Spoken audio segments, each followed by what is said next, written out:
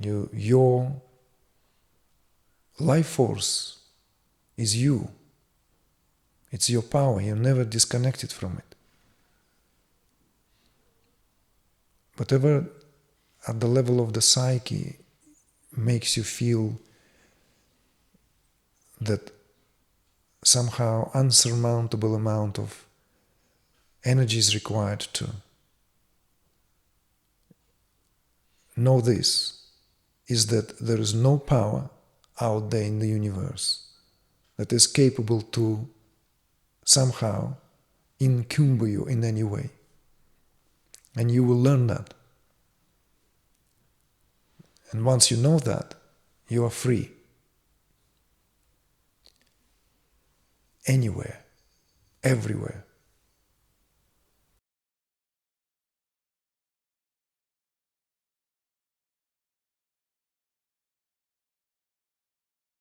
Jai Gurudev. Jai Gurudev. My question is about the feminine power in me, and it's when you mentioned, sorry, I'm nervous, so when you talk today about the boxes we tick and the contracts we make, to put it simply, obviously in this life I incarnated in the Middle East, so it's the land of Shakti. I mean, everywhere is the land of Shakti, but it is a land of Shakti. You know, in Mesopotamia and Sumeria, there were the temples and all the belly dancing and the pomegranate trees and the beautiful manifestation of feminine. But in this day and age, it's totally butchered and crushed on every level, not only the archaeological level, but obviously the lived physical level. I don't feel like a victim in any way. It's very clear that we all co-create our lives and we make these choices for the sake of our soul's evolution. So in my case, I made these contracts in the family and the culture that I will trade my power for everyone's comfort and to not rock the boat and not disrupt the status quo. But actually, it's actually a lose-lose situation for everyone, because everyone needs Ma and everyone needs Shakti. So I'm actually doing a great disservice to everyone by disconnecting myself from my own life force. And I see especially the men who by the social agreement we all made, we put them in charge, bless them, and they are desperate for the Shakti in them. So it's a whole disaster. And I decide that I don't want to contribute or co-create that anymore. And I would love to know if you have suggestions or advice. And I don't know if it's necessary for me to go into the details of my life, because it's just a bit obvious, you know, that it's not really about that. It's more about the energy and my own personal decision not to co-create those energetic dynamics anymore. And sorry about that. Because it leads to stagnation, and it's ultimately a form of death wish. Like, life cannot continue when we are disconnected from the source of life within. And there's no creativity and there's no joy. It's just like being a stone instead of being like an orange, for example. So that's my question.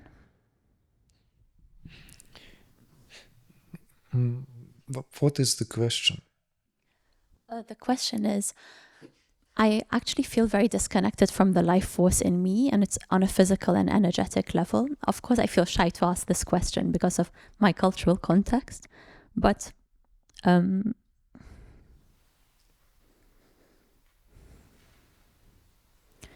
yes, it just feels like I feel like very dead in many ways, and I do feel like it's an energetic and physical thing. I'm not too sure about what more to add.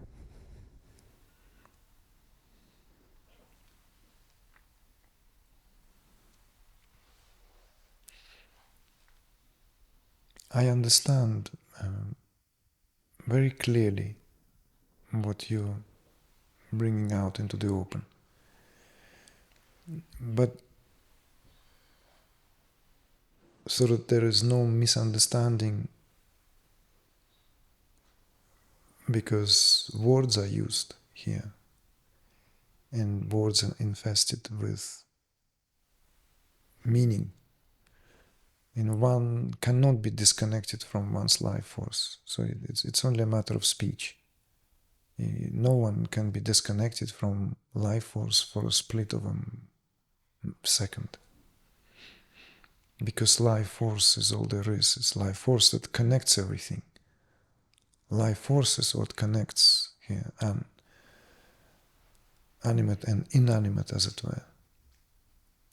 So it's not that the disconnection at that level. It's simply impossible. What perhaps is being lived, experienced, is indeed a psychological dilemma born of being on a pericarp or threshold of certain values that perhaps are working themselves out deeply in your subconscious, right? And unconscious, these ancestral memories. And at the same time, this, what you acutely experience as what and how you want to actualize your life here and now. So it causes this, it feels as if they pull you in different direction. And I just want to add that it's going to increase, not decrease. Because you are a young woman, and it will become even more apparent when, for example, it's time for you to start a family, have children, right? Because these forces will then really, really rise and take their legitimate stance. See? So, before we go into this, and like, let's say, at the level of pure metaphysics, and the cultural imprint plays tremendous influence here, because this is, just as there are psychic impressions pertinent to, let's say, a unique set of experiences that one comes into this world. But there are psychic impressions of a tribe, culture, right? That the individual versus collective consciousness, in other words. So what you voicing here is centuries-old dilemma. Centuries-old dilemma. Something which perhaps shrouded in so much misunderstanding, because it happens at the time when certain tribal, let's say, ways of life, which were dictated by the necessity, out of sheer necessity, but they are no longer applicable because the life changed radically. But they are unquestionably taken into a new set of circumstances, as happened, let's say, in many countries in the Middle East. Right? Like, imagine for a moment, just for a moment, let's just hypothesize, if oil was never found in Persian Gulf, then Saudi Arabia today would not be what Saudi Arabia is known for. Period. We know that. It's a matter of fact. We know that just like the collapse of Soviet Union resulted in a few people becoming astronomically wealthy in the shortest period of time in history. Even Rockefellers and what have you cannot even dream, because there was a build-up. There was a build-up from generation to generation. These guys build oikumen, the fortune, in matter of months. So it's interesting that Putin put the matter straight back then. Like he addressed all this mega wealthy class. 90% to the government, keep 10%, or you'll be persecuted. We know all that. This is an example. In Saudi Arabia, what happened is this being catapulted into another culture. And it not just happened, it happened to many countries, but it's a very dramatic example. How from more tribal ways of life, which held certain, let's say, distinctive gender roles because they were dictated by more archaic ways of living. Archaic not as primitive. The roles were very strictly adherent to what was basically out of sheer necessity, whatever that is. We cannot separate all these expressions of consciousness outside of climatic and geographical circumstances. This is plain. It simply doesn't work like that.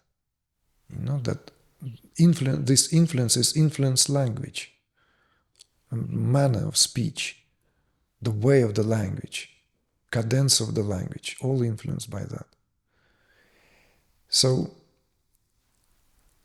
this, what you speak to, is also, interestingly enough, is known to me not from third person. I came very close to that world, very close, due to personal life. So,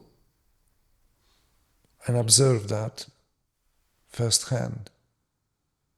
And I observe that the dilemma of the emancipation, the necessity for emancipation, the emancipation of women being trapped in that culture, which has benefits, undeniable benefits for women, but at the same time the price is very high, as you know very well.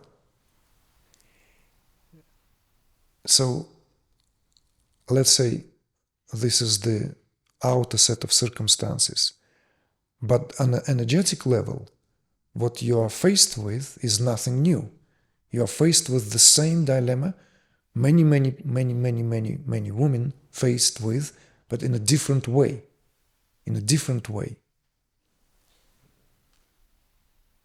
Energetically, it creates as much tension, discontent, but the set of circumstances may feel completely different.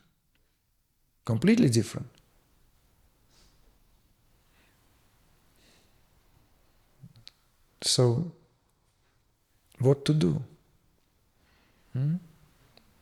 What to do? You know already what to do. Be yourself, no matter what.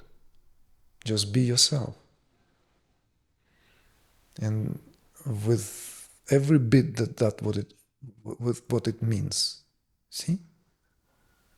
Because you don't have any other choice, truly. And that license of being yourself, allowing, giving oneself a license to be yourself, is what brings back liveliness. See? It's like reclaiming one's liveliness. We can go into metaphysics, right? And kind of like, what in your field tells you that you are a woman right now? I can start dismantling you, and you are pure awareness. What woman are you talking about? No, this is mega bypassing. You can pretend that transcendence will offer a refuge, and it will to some degree, but there is something else is happening. See? So maybe what I will tell you is that not a single awakened, truly awakened woman to her power ever had it easy. How about that? In no culture, ever.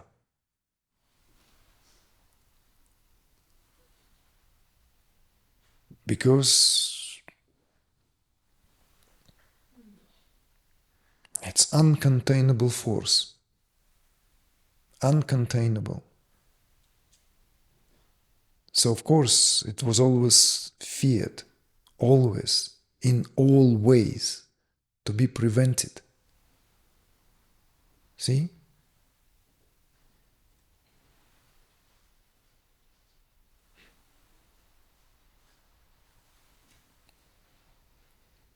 That's why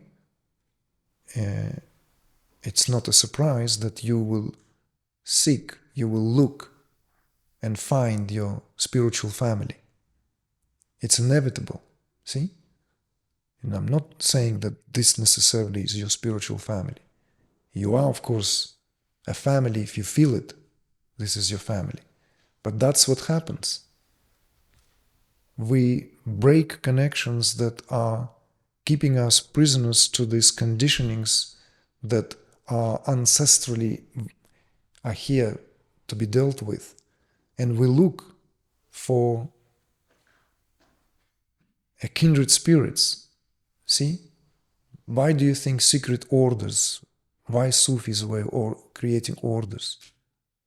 Orders. That's why. So that they can practice in safety. Always, most of the most important orders were always practicing underground. What was overground, underground. So no need to fret. Your life force is you. It's your power. You're never disconnected from it. Whatever at the level of the psyche makes you feel that somehow unsurmountable amount of energy is required to know this, is that there is no power out there in the universe that is capable to somehow incumber you in any way. And you will learn that. And once you know that, you are free. Anywhere, everywhere. Nothing can contain you, and no one can take or usurp that freedom.